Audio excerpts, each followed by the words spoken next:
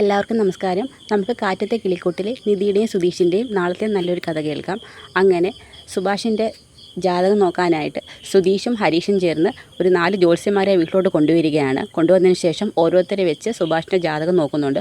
ഓരോരുത്തരും ഓരോന്നാണ് പറയുന്നത്. ഒരാൾ പറയുന്നു സുഭാഷിൻ്റെ ജാതകത്തിൽ വലിയ ദോഷമൊന്നുമില്ല, പ്രശ്നപരിഹാരം നടത്തിയാൽ മാത്രം മതി, അതങ്ങ് മാറുമെന്ന് പറയുന്നുണ്ട്. പിന്നെ ഒരാൾ സുഭാഷിന് എത്രയും പെട്ടെന്ന് കല്യാണം നടക്കും. അങ്ങനെ സുഭാഷിന് വലിയ വിഷമമുണ്ടാകാത്ത രീതിയിലുള്ള മറുപടികളൊക്കെയാണ് ജ്യോത്സ്യന്മാരുടെ പറയുന്നത്.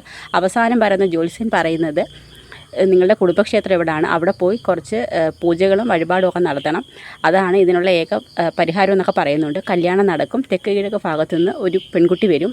ആ പെൺകുട്ടി സുഭാഷിന് അമ്മയുടെ സ്നേഹവും കൂടി കൊടുക്കും എന്നൊക്കെ പറയുന്നുണ്ട്. ഇതൊക്കെ കേൾക്കുമ്പോൾ എല്ലാവരും ഓരോരുത്തരും ഇങ്ങനെ ആലോചിക്കും ഏത് കുട്ടിയാണെന്നൊക്കെ ഇങ്ങനെ ഗസ് ചെയ്യാണ്. അത് കഴിഞ്ഞിട്ട് സുഭാഷും നികേഷും കൂടി രാവിലെ റോഡിലൂടെ നടന്നു വരികയാണ്. ആ സമയത്ത് സുഭാഷ് എവിടെയെങ്കിലും പോകുമെന്ന് കരുതി നികേഷും കൂടി കൂടെ വരികയാണ്. ആ സമയത്താണ് ഗംഗാധരനെ കാണുന്നത്, ഭാസ്കറിൻ്റെ ചേട്ടനെ. ആ സമയത്ത് സുഭാഷ് പറയും, എന്തായാലും ഞാൻ വീട്ടിൽ നിന്ന് പോയെന്ന് പറഞ്ഞപ്പം വല്യച്ഛനും അമ്മായിയും കൂടി അവിടെ വന്നില്ലായിരുന്നോ, അപ്പം നമുക്ക് കുടുംബക്ഷേത്രത്തിൻ്റെ കാര്യം വല്യച്ഛനോടൊന്ന് ചോദിച്ചു നോക്കിയാലോ. അപ്പം നികേഷ് പറയും, ചോദിച്ചാലൊന്നും പറയത്തില്ല സുഭാഷ് ചേട്ടാ, വെറുതെ പോയി നാണം കണ്ടെന്ന് പറയും. എന്നാലും അച്ഛനറിയത്തില്ല, എന്നാലും നമുക്ക് ചോദിച്ചു നോക്കാം. അങ്ങനെ ഗംഗാധരൻ അവിടെ നിൽക്കുമ്പം വല്യച്ഛാന്ന് വിളിക്കും. നീ തിരിച്ചു വന്നതെന്നൊക്കെ ഞാൻ അറിഞ്ഞായിരുന്നു.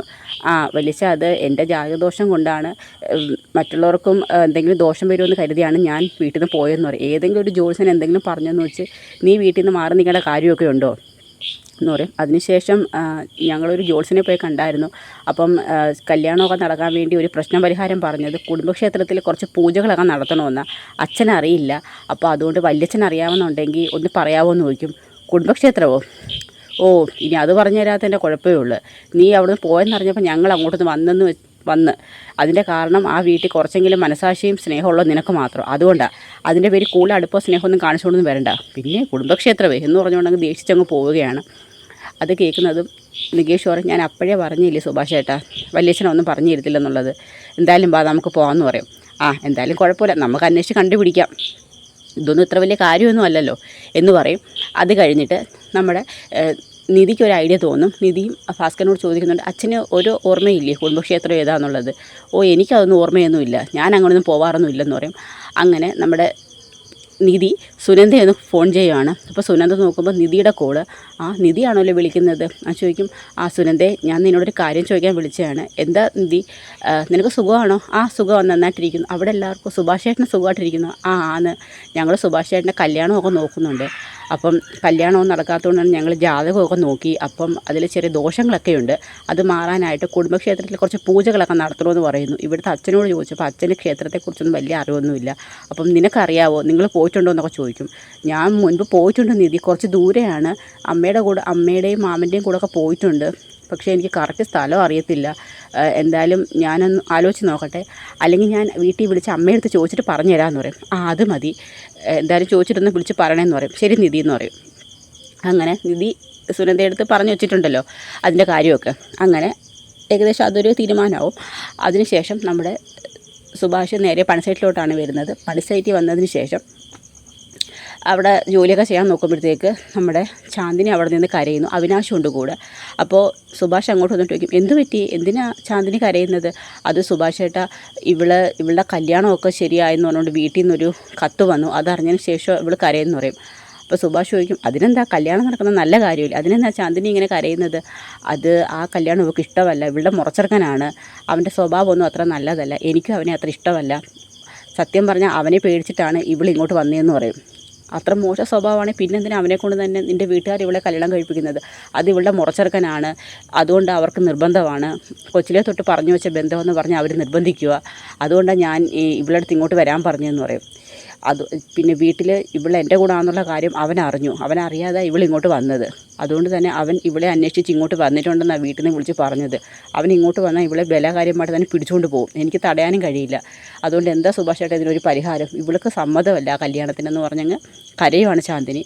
അപ്പോൾ സുഭാഷ് പറയും, തൽക്കാലം ഒരു കാര്യം ചെയ്യ്, നീ എങ്ങോട്ടെങ്കിലും മാറി നിൽക്കുക, എന്തായാലും നീ ജോലി ചെയ്യുന്ന സ്ഥലമൊക്കെ അവനറിയാമായിരിക്കുമല്ലോ, നീ അങ്ങോട്ട് തൽക്കാലം ചാന്ദിനിയെ കൊണ്ട് എങ്ങോട്ടെങ്കിലും മാറി നിൽക്കാൻ പറയും. അത് സുഭാഷ് ചേട്ടാ, എനിക്ക് എങ്ങോട്ടെങ്കിലും മാറി നിൽക്കാം, പക്ഷേ ഇവളോ പരിചയമില്ലാത്തടത്ത് എങ്ങനെ ഞാൻ എൻ്റെ പെങ്ങളെയും കൊണ്ട് പോകുന്നതെന്ന് പറയും. എനിക്കൊരു കാര്യം ചെയ്യാം, തൽക്കാലം ചാന്ദിനി എൻ്റെ വീട്ടിൽ നിൽക്കട്ടെന്ന് പറയാം. അല്ല സുഭാഷ് ചേട്ടാ, അത് എന്താ നിനക്ക് പേടിയുണ്ട്? എനിക്ക് സുഭാഷ് ചേട്ടനെ പേടിയൊന്നുമില്ല. വീട്ടിലാകുമ്പോൾ നിധിയുണ്ട്, പിന്നെ നികേഷുണ്ട്, അവരെല്ലാവരും ഉണ്ട്. അതുകൊണ്ട് തന്നെ അവൾക്ക് അവിടെ ഒരു കൂട്ടുമാവും. നീ തൽക്കാലം നിൻ്റെ ഏതെങ്കിലും സുഹൃത്തിൻ്റെ വീട്ടിലോട്ട് മാറി നിൽക്കാൻ പറയും. അവൻ വന്ന് നിങ്ങളുടെ താമസ സ്ഥലത്ത് നിങ്ങളെ കണ്ടില്ലെന്നുണ്ടെങ്കിൽ അവൻ തിരികെ മടങ്ങിപ്പോയിക്കോളെന്ന് പറയും. അത് ശരി. എന്ത് പറയുന്നു ചാന്ദിനി, നിനക്ക് സുഭാഷ് ചേട്ടൻ്റെ വീട്ടിൽ നിൽക്കാൻ സമ്മതമാണോ?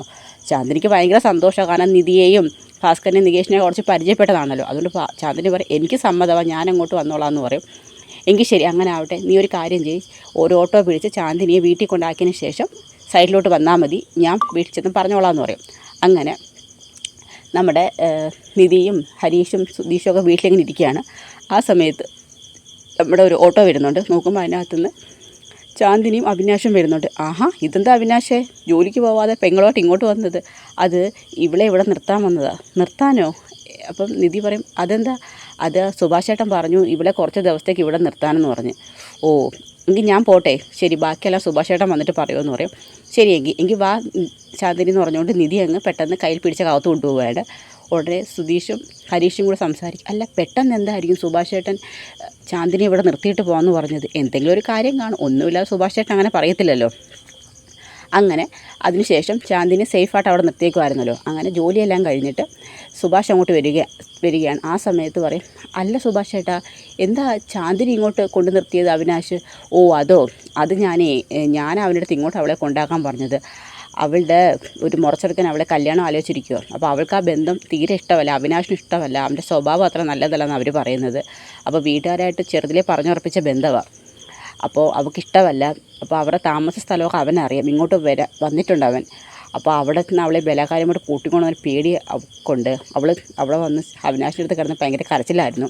അപ്പോൾ ഞാനാ പറഞ്ഞു, ഇവിടെ നിധിയും നിങ്ങളൊക്കെ ഉണ്ടല്ലോ, കുറച്ച് ദിവസത്തേക്ക് ഇവിടെ നിൽക്കട്ടെ, അവനങ്ങ് പോയി കഴിയുമ്പോൾ അവിനാശം ഒന്ന് അവളെ അങ്ങ് വിളിച്ചുകൊണ്ട് പോകുമെന്ന് പറയും. അങ്ങനെ. അല്ല സുഭാഷ് ചേട്ടാ, ഞാനൊരു കാര്യം പറയട്ടെ. എന്താ? അല്ല, സുഭാഷ് ചേട്ടന് ചാന്ദിനിയെ കല്യാണം കഴിച്ചുകൂടെ? ഉടനെ പറയടാ, നിനക്ക് ഇച്ചിരി കൂടുന്നുണ്ട് കേട്ടോ. അത് ചോദിക്കുക, അല്ല ഞാൻ ചുമ്മാ തമാശ. ഞാൻ ആ കുട്ടി അങ്ങോട്ടൊന്നും കണ്ടിട്ട് പോലുമില്ല, ഞാൻ എൻ്റെ ഒരു അനിയത്തിയെ കണക്ക് അതിനെ കാണുന്നത്. സുഭാഷ് ചേട്ടന് ഏത് പെൺകുട്ടികളെ കണ്ടാലും അനിയത്തിയായിട്ടല്ലേ തോന്നത്തുള്ളൂ.